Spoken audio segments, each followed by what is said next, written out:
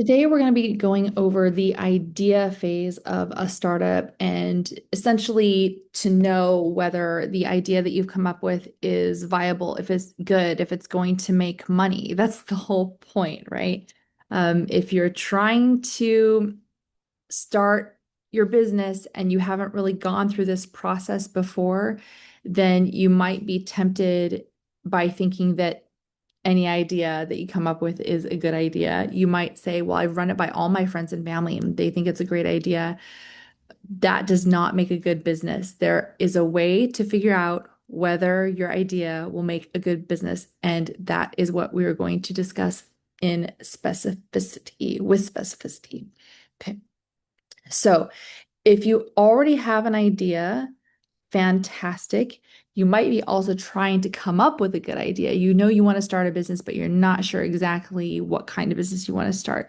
Either way, these tips should help you, but it's not simply enough to have an idea and run with it. You need an idea that's truly worth your time and effort. And obviously, it's great if you make money at it. And I think a lot of people don't just want to make money. I think a lot of people want to do something that they think is meaningful. And there's a way that you can do both. So you have to check certain boxes with your idea, and it's not necessarily enough that it's an idea that you happen to enjoy doing it. So one thing that I see a lot of software engineers doing is they like building certain tech tools and tech toys, if you will. And they think that because they really like doing it and everybody's sort of birds of a feather, you're hanging out with people with similar ideas. And so you have similar biases. And they think, man, this is going to be cool. This is going to be really fun to build. And that does not make a good business idea. So don't get me wrong. If you like doing something and don't care about making much money, then it's perfectly fine. It's basically a hobby, and it's a hobby where you could make some money with it. It's not too big of a deal. But if you are here and you have found this video, then chances are you are aiming to build something that can scale. You don't just want this tiny little hobby-like business. You want to build for a reason, and that is to make real money. Logos, websites, taglines, business cards, etc. A lot of founders, especially first-time founders, they waste a lot of time on busy work. They think they're doing something important. They think that spending a lot of time figuring out the logo and all this other stuff, they think that's really getting things going in a meaningful way with their business. And it is not. It is not. Founders spend an inordinate amount of time creating these things, and that is not going to move the needle at all whatsoever. What moves the needle is building. But before you build something, you want to make sure that your idea is going to actually work. But I did want to note this because sometimes you'll have a great idea and then sometimes you'll sink a lot of money into fancy logos, which is interesting because you can just go on Canva and create a really quick one. It's not that big of a deal. And they'll spend a lot of money on a website. They'll pay a website developer an insane amount of money. It does not take all of that. And even if you did that, it's just busy work. You're not getting to the real core solid part of your business. So when you're trying to solidify an idea into a real business, you don't need a business name at all. You don't need a product name. You don't need any of that stuff, let alone a logo or a website. You need to test whether your idea is viable in the market. And there are ways to do that without a business name, certainly without a logo, without a website, without any of these things. You need to test the actual product itself and the idea of the product itself. So if you are building, really, businesses tend to fall in one of two categories. There are exceptions to this, but usually they fall into either CPG, which is consumer packaged goods, or tech, right? And there is a way that you can test these things without doing your full-blown product, and we're going to talk about that. But first, just about the idea and whether you should even sink a little bit of money into a prototype or something, you can still think about whether the idea itself is viable before you even get to that very, very early phase. And we're going to break it down. So, uh, I've heard Jay Shetty say this. He's not the only one to say this. He's not the first one to say this, but essentially you need to build what the world needs, what you're passionate about, and what you're good at. And we're going to break it down. And I like taking the second prong first. And what you're passionate about, that means a personal experience or an area that truly matters to you. The reason why this is important is because building a startup, it kind of sucks. It's so much energy. There's so much like blood, sweat, tears that go into your startup. And so if you are going to be going down this road, you better really be passionate about what it is that you're doing, but that's not enough. Passion's not enough. A personal experience can be a great way to get people bought into what you're trying to do. So, if you're eventually going to try to get investment, or if you want to raise a friends and family round, something like that, if you start off with just a sentence or two about how it is personal to you, that is a story, and humans love stories.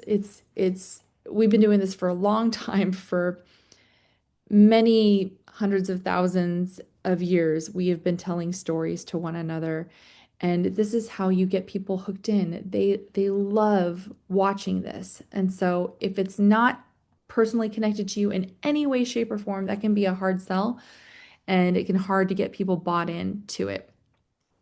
And I'm talking about a story that is investor facing. So you are going to be talking to investors about your story. Consumers, so your client, your customer, they don't necessarily care about your story. They care about it solving their particular problem. Investors don't care about it solving their particular problem. They care about it solving a big problem. And that brings us to the second prong, what the world needs. This is a problem that, even though it is something that you are passionate about, you are connected to, it matters to you, it's happened to you, you're frustrated with whatever, it can't be just your problem. It has to go beyond you. And if you're talking about a business that you want to be fairly big and successful, it needs to be measurable. It needs to be widespread. It needs to be worth solving. And it doesn't necessarily, if you want to be a huge startup, then okay, it probably needs to be a global problem, or at the very minimum, a national problem. But if you want to have a good startup and still be really super successful, but you don't plan on taking on investors, anything like that, it could be a local problem. It can be a local problem.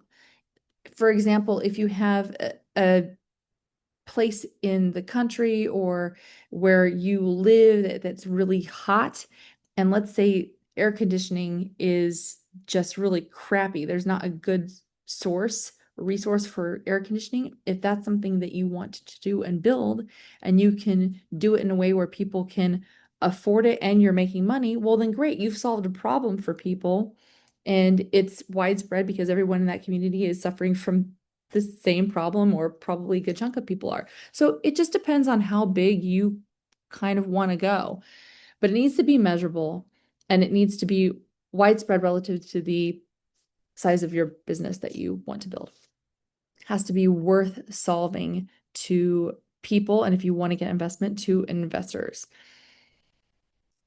And all investors care about is making money. So they need to know that that it's something that people want to solve.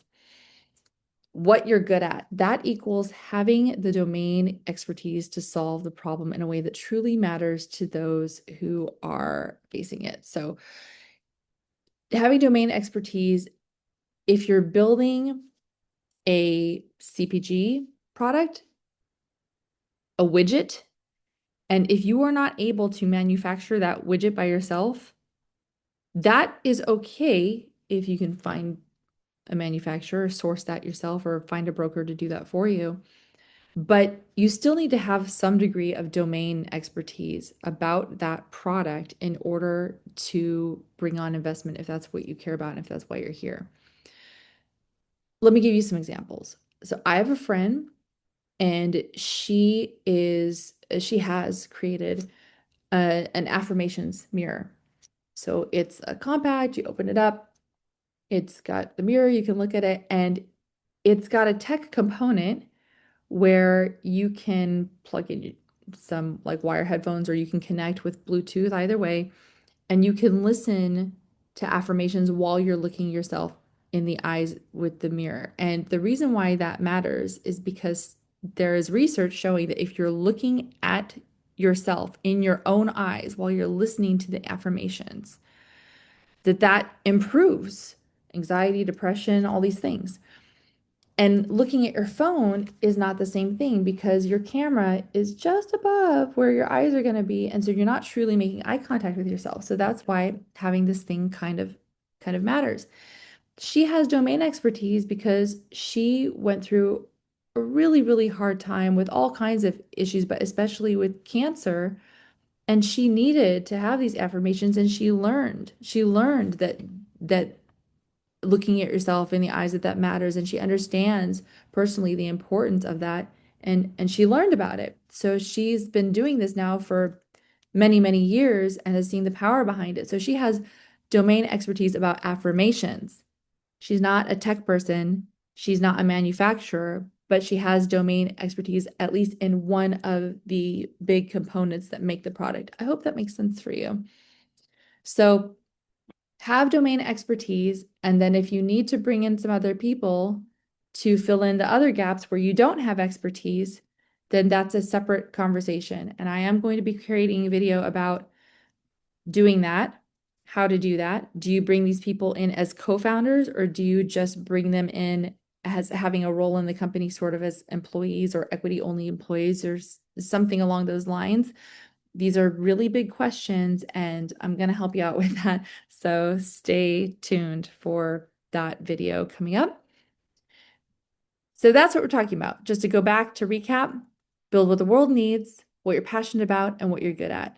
I like tackling the passion first just because it's so hard. The world needs to be a big problem, and what you're good at, you have to have some domain expertise to at least one component of what you're doing. Hopefully it's the main component. Now, I like to add a fourth prong, what people will pay for. I have heard Jay Shetty say this. I've heard other people say it, but this is one thing I don't want to forget, what people will pay for. So what I mean by that is, let's say what you want to solve is you want to solve the problem of single-use plastics in our ocean. Okay, that's fine. So you've developed this way to grab a whole bunch of it, something like that, and get it out of our oceans.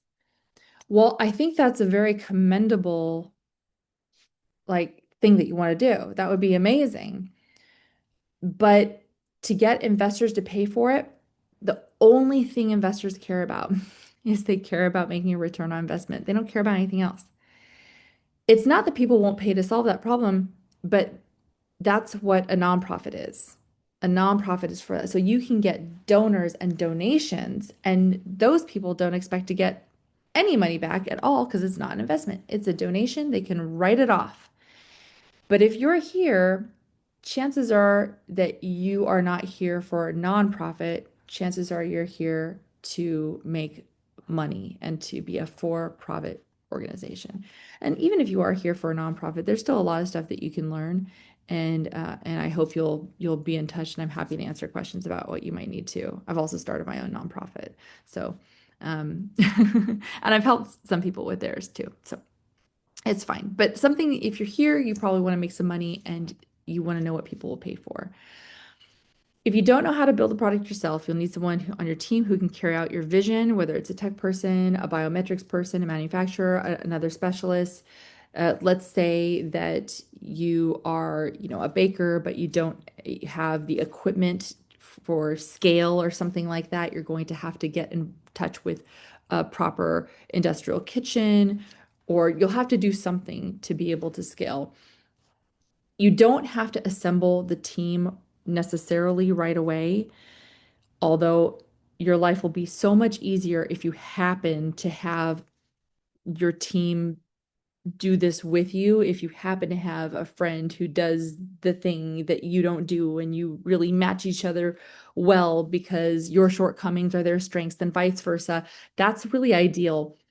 But if you aren't in that situation, you at least need to know how to find those people, and be willing to tap your resources and your connections to get to know some of those people. That is just so important. The reason why that's important is because if you try to cobble up a team without knowing at all anybody who could help you in any way, shape, or form, it's going to be really, really, really hard to get any funding, even friends and family around, because they don't think that you can execute it. And you may very well not be able to execute it. Not only that, but there are a lot of people who will rip you off. And again, I'm going to talk about this in a later video, but that's why I bring this up. That's why I bring this up now. If you're going to have an idea, try to think about these things at the same time. Before you build your team or start building a single thing, you need to understand whether you have product market fit. And if you see PMF everywhere, that's what this stands for. It's product market fit. A lot of founders do this backwards. This is such a huge, huge issue. And I talked about this in one of my last videos. A lot of founders will build product first. And then after they have either their full tech product completely built, like let's say an app, which is very expensive and extremely time consuming, or if it's CPG, they'll make a whole run of their widget, their unit, and they don't even know if people want it. They don't even know if people will buy it. They just think this is a neat idea, and they make the whole thing, the whole tech product or the whole run, and then they're trying to convince people to buy it afterwards. That sucks. It's really, really hard to deal with that. And you sort of have to get lucky. And that's not the best way. You can build a business much more efficiently if you test product market fit first. And you might be saying, well, Jesse, how do I do that? And there's a way to do it. I will talk about that in the next video. So again, stay tuned for that. But that's what you want to do. You could absolutely do that without having the full product if you're talking about tech, or without making a full run of things. You could absolutely do this. And there's a strategy for it. So um, you don't want to bank on luck. I've mentioned the pet rock. Nobody needed a pet rock in the 70s. It got made, it happened to trend out and it was crazy. That was like a one in a million situation. Or the bird clock. Nobody needs a bird clock. And that became this huge popular thing that didn't make any sense at all. You don't want to be in that category. You want to be able to predict that it's going to make money. Okay. All right. With consumer packaged goods, you can build a single prototype with very, very little hassle, usually. Food product, you can bake one batch of cupcakes or something. You don't even have to worry about finding a big test kitchen or anything like that. You can try to sell them in your local neighborhood. If nobody wants them, then that's a problem. The problem comes when it's a large run. That's because that costs a lot of money. So you can do it in little spurts, and that's fine. And with tech, you can even do a little tiny like design prototype, and that doesn't cost very much money. You definitely do not have to build out the whole thing. So um, it is really important to think about case studies of successful product market fit, companies that validated their ideas before investing significant money to scale their broader product. And this applies especially to tech, where it's possible to test quickly and inexpensive. Oh my God, I can't talk. Inexpensively before committing resources, because again, building out an entire tech product is usually extremely expensive. There is, I think Seth Godin talks about this particular example where you had this gal, she wanted to open a restaurant. And before she opened a restaurant, it was so smart. I can't remember what it was that she made that was her specialty. It was like her signature dish. I forget what it is, so we're just going to call it waffles because I love waffles. So she made these waffles in her kitchen, and then she put up a little sign or something and would like tell friends and family about it. And her waffles were just like off the charts. Whatever she made was off the charts, amazing good. And they started telling their neighbors about it or their cousins about it. And soon at this like little table that she had outside of her home or something, there was this big line. Now you can think about things like, oh, insurance and what if something happens? And there are certainly considerations if you go that route. But she didn't worry about that. She just sold these things. And then when she had demand, when she had a line and people were demanding these things and they wanted to know, okay, how often can we get these? That's when she opened her restaurant.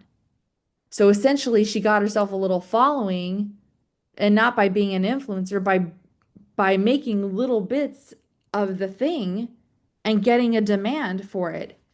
That's a perfect example. It's a perfect example to test whether somebody will pay for your stuff. Now, with her waffles, it's not like she was necessarily solving a big, huge problem, but it worked. That worked. People wanted the thing that they thought was missing in their community. It's again not a huge problem, but big enough for a community in order to open a restaurant and be very successful. There is a book that I'm recommending to solve this particular issue.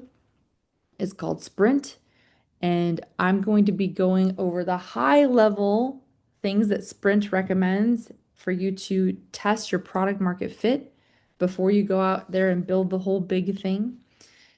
And I wanted to talk to you a little bit about incubators versus accelerators because you'll hear these terms thrown around a lot. Incubators are for the idea phase. So these are organizations, and a lot of them charge. I don't even know of an incubator that pays. I'm not saying that they're not out there. I think I've heard of a couple that might pay, but very, very hard to find. Most incubators charge you, and you go in, and it's for several weeks on end, and you figure out how to come up with your great big business idea, and then they sort of push you toward an accelerator, or they have some sort of final day where you present your big idea to people, and it's a great thing. But you don't have to go into an incubator. You don't. What you need is you've got to think about what you're passionate about, what the world needs, what you're good at, what you have domain expertise at. You have to be able to get others on your team to carry out the thing that you want to do, and it has to be something that people will pay for. If you get those four things working, that is the beginning of a great business, and you are on the right track. If you're missing any of those, it's time to either think of a whole new business idea or to tweak it so that you do have all of those prongs met. One more thing before I go.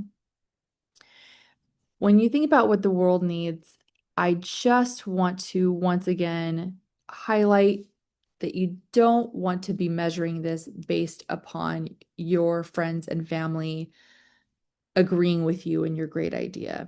That's not going to do it. You need to be able to either know that it's your community and know intrinsically that like a whole ton of people, not just your friends and family, are suffering from this problem, or you're going to need to go out there into the world and conduct surveys, or you're going to need to be able to do some research, and you can tell by the research by a reputable group like the Pew Research Institute or something that it's a huge, huge, huge problem. So for my company to work, I had a reputable source. It was Forbes. Forbes published an article that cited this study that found that 57.6% of the US workforce wants to pivot. And so I knew that there was this need out there to help job seekers who want to pivot, because it wasn't just me who wanted to pivot. It was lots of people who wanted to pivot. And then I conducted my own survey to determine that, does the current job market and do the current job search tools help pivoters? And when that survey came back as a big giant no, I knew I had a big problem.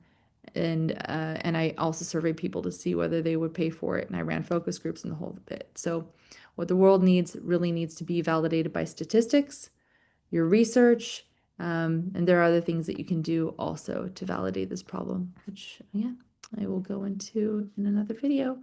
And accelerators, that's not for the idea phase. That's for later. You don't have to do an incubator. You don't have to participate in an accelerator, but these are things that are available to you in case that is something that you're interested in.